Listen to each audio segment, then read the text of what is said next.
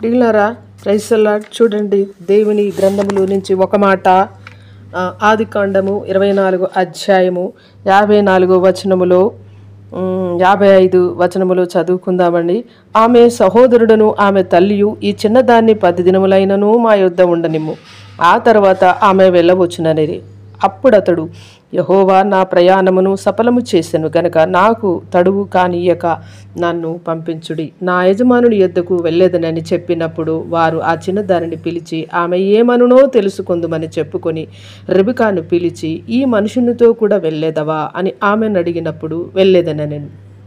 కాబట్టి వారు తమ సహోదరి అయిన రెబెకాను, ఆమె దాదిని, అబ్రహాము సేవకుని, అతనితో వచ్చిన మనుషులను సాగనంపినప్పుడు వారు రెబెకాతో, మా సహోదరి, నీవు వేలకు తల్లి వగుదువుగాక, నీ సంతతి వారు తమ పగవారి గవిని నీ స్వాధీనపరుచుకొందురుగాక అని ఆమెను దీవింపక రెబెకాయు ఆమె పనికత్తెలను లేచి వంటలనెక్కి ఆ మనుషుని వెళ్ళిరి. పనికత్తెలను మరి ఆ మనుషులందరూ కూడా ఆమె వెంబడి వెళ్ళిరి. అట్లా సేవకుడు రెబెకాను తీసుకొని పోయెను. అలా పోతూ ఉన్న సమయంలో ఈ రెబెకా అనగా సంఘమండి, ఈ ఎలియాజర్ అనగా పరిశుద్ధాత్మ అండి, అబ్రహాము అనగా తండ్రి, మరి ఈ రీతిగా లాబాను అనగా అతను, ఆమె అన్న లాబానేమో లోకము. ఇలాగున ఆమె చుట్టూ ఏమున్నాయండి? తండ్రి పిలుస్తున్నాడు. ఇస్సాకు యేసు ప్రభువుకు పోల్చాము. ఎలియాజరు పరిశుద్ధాత్మ, రెబెకా సంఘము. రెబెకాను పిలిచాడు. రెబెకా వెళుతుంది. ఇప్పుడు ఆమె గుర్రం, అది ఏంటి? ఆమె ఎక్కినది, ఆమె ఈ వంటలు ఎక్కింది. ఆమెకు దాదీలు ఉన్నారు, ఆమెకు కోసం వచ్చిన ఇతరత్ర మనుషులు ఉన్నారు, తర్వాత ఎలియాజరు ఉన్నాడు.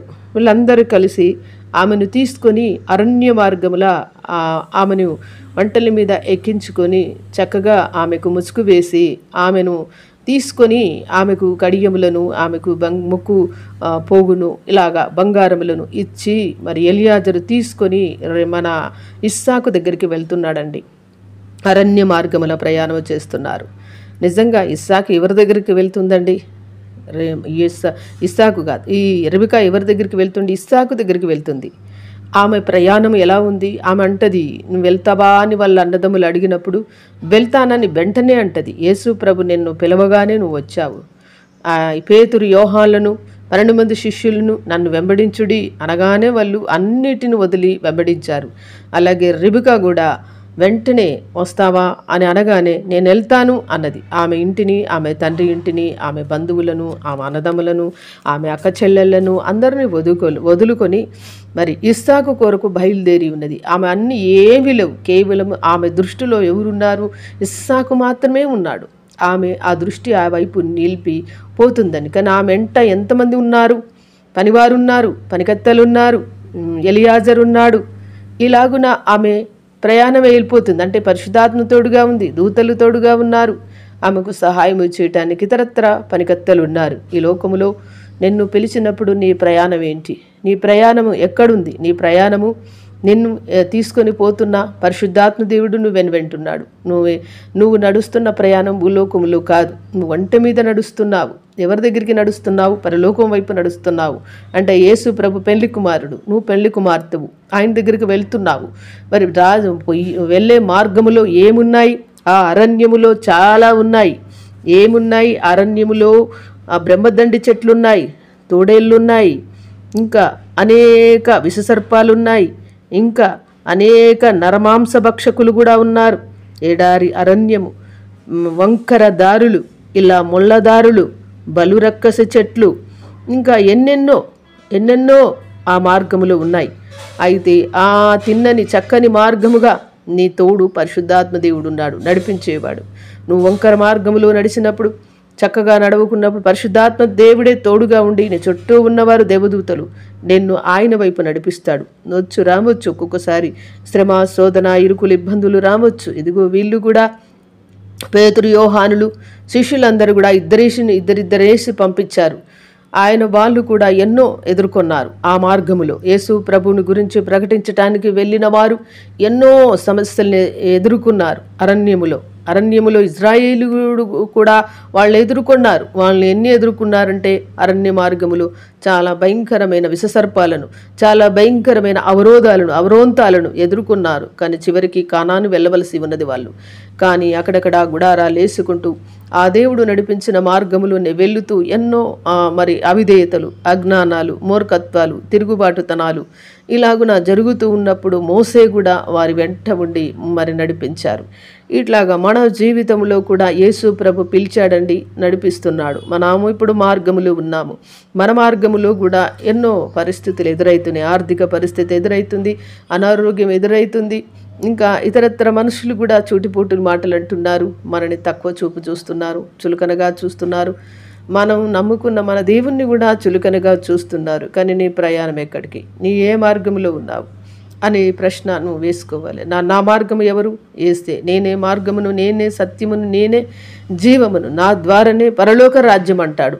ఆయన ద్వారానే ఆ పెళ్లి కుమారుని ఎదుర్కోవటానికి మనం వెళ్ళవలసి ఉన్నది. కానీ నువ్వు పోయే మార్గము చాలా భయంకరమైనది. కనుక ఆ భయంకరమైన మార్గములో నీకు తోడెవరున్నారు? పరిశుద్ధాత్మ దేవదూతలు ఉన్నారు, నీ మనుషులు ఉన్నారు, ప్రార్థన చేస్తే సంఘం ఉన్నది నీ చుట్టూ. ఇంకా నువ్వు భయపడాల్సిన అవసరమే లేదు. ఇంకా నువ్వు ముళ్ళదారులైనా, ముళ్ళతుప్పలైనా, అడ్డుబండలైనా, ఆటంకాలైనా, లోయలైనా, ఎత్తైనా, ఏదైనా ఆ దారి గుండా నువ్వు చక్కగా నడవడానికి పరిశుద్ధాత్మ సహాయముతో నువ్వు ముందుకు వెళ్ళాలి. పరిశుద్ధాత్మ శక్తితో నువ్వు ముందుకు వెళ్ళాలి.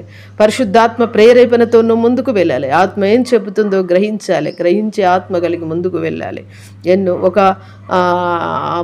అదేంటి లేడీ చూస్తే ఆ లేడీ మంచి నీటి వాగుల కొరకు అది ఎగురుతూ దుంకుతూ ఎన్ని కొండలైనా, ఎన్ని గుట్టలైనా, ఎన్ని లోయలైనా దాటుకుంటూ మంచి నీటి ఎక్కడా ఉందని ఎత్తుకుంటూ పోయి దుప్పి నీటి వాగుల కొరకు ఆశపడినట్లు ఆ నీళ్ళని త్రాగుతూ ఉందండి. ఆ నీళ్లు కూడా యేసుక్రీస్తే సాదృశ్యం, వాక్యంకి సాదృశ్యం.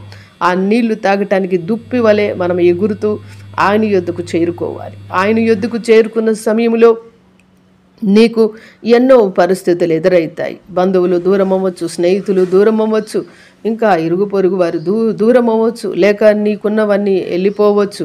ఎన్నో రకరకాల కష్టాలు ఉండొచ్చు. కానీ నువ్వు నీ గురి ఏంటి? గురి యొద్దకే పరిగెత్తాలి. నా గురి ఇస్సాకే, నా గురి యేసుక్రీస్తే, నా గురి ఆయన వైపే, నేను గురి యొద్దకే పరిగెత్తుచున్నానని అంటాడు పౌలు గారు. గురి యొద్దకే పరిగెత్తవలసి ఉన్నది నువ్వు. కనుక నీ దారి ముళ్ళదారైనా, ఎడారి అయినా, లోయలైనా, సముద్రమైనా, ఏదైనా నిన్ను దాటి తీసుకొని పోవడానికి పరిశుద్ధాత్మ దేవుడు నీతో ఉన్నాడు. దూతలు నీ తోడుగా ఉన్నారు. దేవుడు నీ కోసం ఎదురు చూస్తున్నారు. ఆయన దృష్టిలో నువ్వు ఉన్నావు. ఆయన నిన్ను నడిపిస్తాడు. వంకరదారుడైనా చక్కగా చేస్తాడు. తిన్నని మార్గములు నడిపిస్తాడు. నువ్వు కేవలము ప్రార్థన, పరిశుద్ధాత్మ సహాయము, నీతి, పరిశుద్ధత వీటిని వెంబడించినట్టయితే, నువ్వు చక్కగా ఆ వంట మీద కూర్చున్నట్టయితే, ఇటుపక్కల చూడకుండా ఆ వంట మీదనే కూర్చొని నీ ప్రయాణము, నీ గురి ఆ యేసుక్రీస్తు అయినట్టయితే, ఆ ఇస్సాకు అయినట్టయితే, రెబు కావలే ఆ నగలు పరిశుద్ధాత్మకు సాదృశ్యం, వాక్యమనే నగలు, ఆ అలంకరణ, వాక్యమనే అలంకరణతో పరిశుద్ధ స్త్రీలు ఆనాడు వాక్యమును ధరించుకొని భర్తను ప్రేమిస్తూ, బిడ్డలను ప్రేమిస్తూ, సంఘాలను ప్రేమిస్తూ పరిశుద్ధ స్త్రీల వలె జీవించారు. అలాగున నువ్వు సంఘమా సిద్ధపడాలి. సంఘమా ఇతరుల వైపు చూడొద్దు, నీ దేవుని వైపు చూడాలి. నీ దేవుడే నమ్మకస్తుడని గ్రహించుకొని ముందుకు నడవాలి. ఇక్కడ యాత్రికులము, ప్రయాణికులమే. ఈ నేల మీద ఏమీ లేదు. మనము నేల మీద నడుస్తలేవండి. ఇప్పుడు పరిశుద్ధాత్మని మీద నడుస్తున్నాము. గద్దరెక్కల మీద మనం నడుస్తున్నాము. గద్ద పక్షి మనను మోస్తున్నాడని, ఇశ్రాయేలుని మోసి తీసుకొచ్చినట్టుగా దేవుడు నిన్ను మోస్తూ తీసుకొస్తున్నాడండి. కనుక మనము మన గద్దరెక్కల మీద మనం ఉన్నాము. మనము ఒంటె మీద ఉన్నాము. మనము పరిశుద్ధాత్మ దేవుడు మనకు తోడుగా ఉన్నాడు. కనుక మన ప్రయాణము, మన గురి వద్దకే పరిగెత్తే శక్తి చేత, పునరుద్ధాన బలము చేత మనం ముందుకే పరిగెత్తాడు. జయించిన వానికే జీవ కిరీటము. నువ్వు జయించకుండా ఓడిపోవడానికి వీల్లేదు. మళ్ళా వెనక్కి తిరిగి నా తండ్రి ఇంటికే వెళ్తానని చెప్పకూడదు. నువ్వు ముందుకే వెళ్ళాలి. వెనుక వైపు నువ్వు చూడకూడదు. ఆ యొక్క వాళ్ళు లోతు భార్య అక్కడ సొదొమ గోమెర పట్టణాల నుంచి విడిపించినప్పుడు వెనక్కి చూడకమ్మా అన్నారు దేవదూతలు. అప్పుడు ఆమె తిరిగే చూసింది. వెనక వైపు ఏమి జరుగుతుందో, నా బంధువులు ఉన్నారు ఏంటో అని చూసింది. వెంటనే ఉప్పు స్తంభముగా మారిపోయింది. నువ్వు వెనక వైపు చూడడానికి వీల్లేదు. నాగటి మీద చెయ్యి వేశావు, గురి వద్దకే పరిగెత్తు. బలా నమ్మకమైన దాసుడా అనిపించుకో. నీ దేవుని వైపే చూడు. ఎన్నో వస్తాయి, నిన్నో భయపెట్టాలని, బాధ పెట్టాలని, టెన్షన్ పెట్టాలని, ఇరిటేషన్ చెయ్యాలని, రకరకాలుగా నిన్ను ఆ దారి నుంచి తప్పించాలని దుష్టుడు వాడు చాలా పన్నాగాలు వేస్తాడు. కానీ వాని పన్నాగాలు, వాని కుయుక్తులు ఎరిగిన వారై, వాని తంత్ర యంత్రములు ఎరిగిన వారై మన ముందుకే సాగాలండి. ఇస్సాకు యొద్దకు రెబెకా ఎలా ప్రయాణమై వెళ్తుందో అలాగే ఆమె బంగారు వస్తువులు ధరించుకుందండి. బంగారము పరిశుద్ధతకు గుర్తండి.